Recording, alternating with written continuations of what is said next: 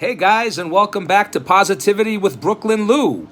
During this coronavirus pandemic, a lot of us are getting to spend a lot of time with our own children, more time than we may even want. No, that's just a joke. But we're getting to spend a lot of time with our children, and we're getting to know them on a deeper level, I believe. So for today, I've got a 5-question exam. This is the COVID-19 Are You a Good Parent test.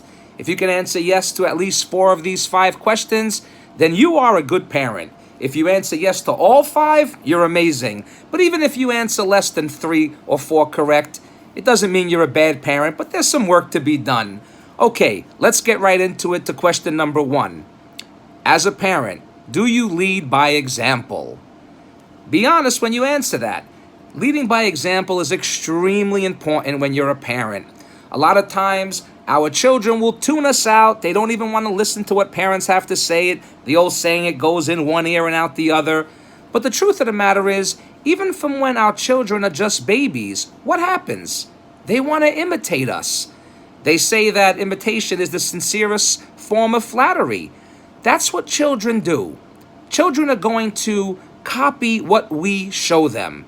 They're not going to listen to your words. So do not lead by words. Lead by your actions. What you do is what the child is going to do as well. So it's extremely important that you want to lead by example. Don't tell them what to do. Don't say this is right, this is wrong. Show them. Show them the way. And as a good parent, if you do that, they will learn from you the correct way. So that's question number 1. Do you lead by example as a parent? Okay. Let's go on to question number 2. Do you give your child time? And that is so valuable. You know, children, what they want from us, they want our time. They want to know that you're involved with them. How many times do parents say, oh, I'm too busy right now. Here's $20. Go out and buy yourself something. But they don't spend the time with their own children. Children crave that attention, especially the younger ones. What they want from you is not what you can buy them. What they want from you is time. Time to talk, time to play, time to just have that interaction between the child and their parent to make that bond stronger. So again, question number 2 is, are you giving your child the time they deserve? And that's so important that you always make sure to allow for that time between you and your own child. They crave that, they want that, they value that. Too many parents don't realize that, and they make the mistake of thinking they can give their child money or go play your video games. But again, your child wants your time, and that's so valuable. So make sure you give your child time, because that's what they need to flourish. Okay, on to question number 3. Do you put your child down? Are you negative towards your child? Do you degrade your child? That's a horrible thing to do.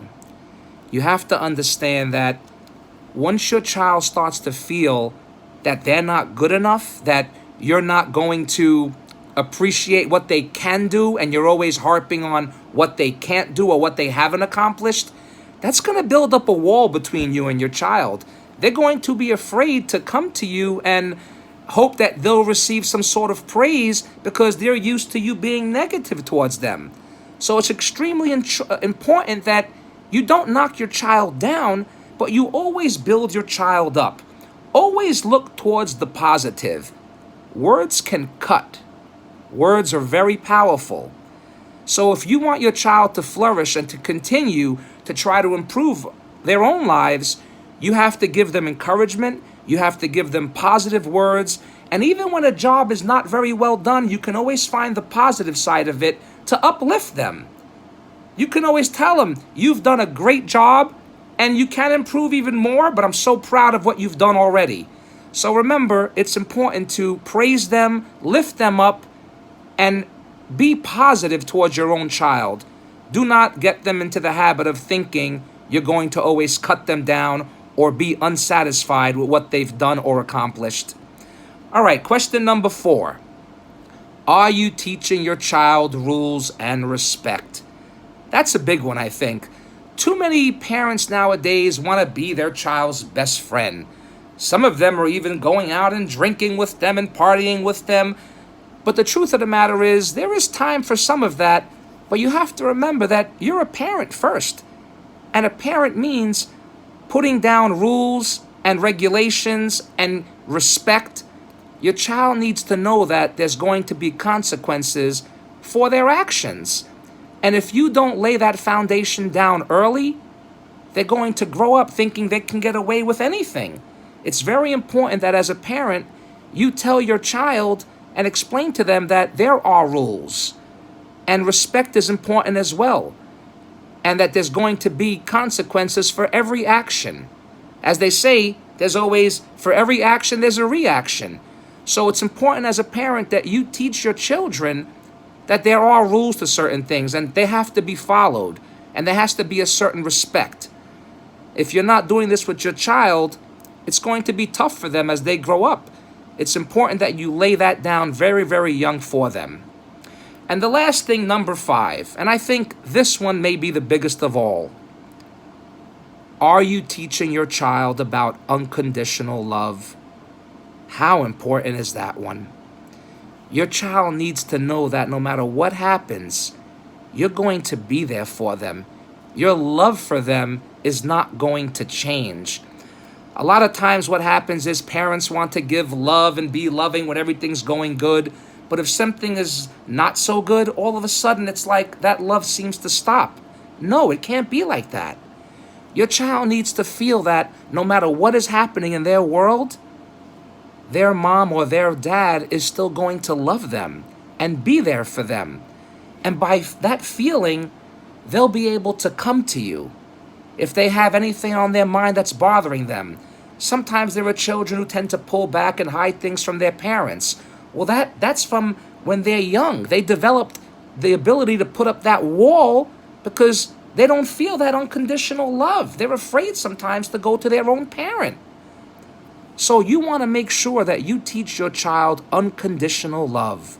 Let them know that no matter what happens in this world, you're going to be there for them, you're going to love them, and that's never going to change. So in closing, again, the 5 questions. How did you do?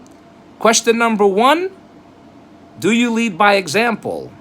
Question number 2, do you give time to your child? Question number 3, do you degrade or put down your child? Question number 4, are you teaching them rules and respect?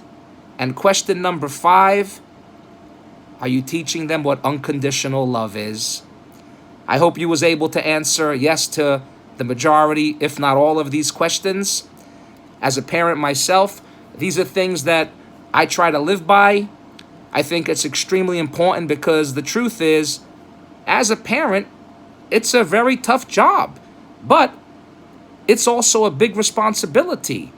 And if you're a parent, it is your responsibility to raise your child properly and to put them along the path where hopefully that will lead to a brighter future for them and they can grow up to be a productive member of society. So love your children unconditionally. That was number 5, but that's one of the biggest for me. And I hope you was able to listen to this video and maybe just take a closer look at your own parenting skills and maybe find out that there's a few things we can all improve on. I'm learning every day as a parent. I continue to learn, and I hope this video has brought some light to a few of these topics where you can go ahead and become a better parent yourself. Thank you for listening. That's Brooklyn Lou. I'm out.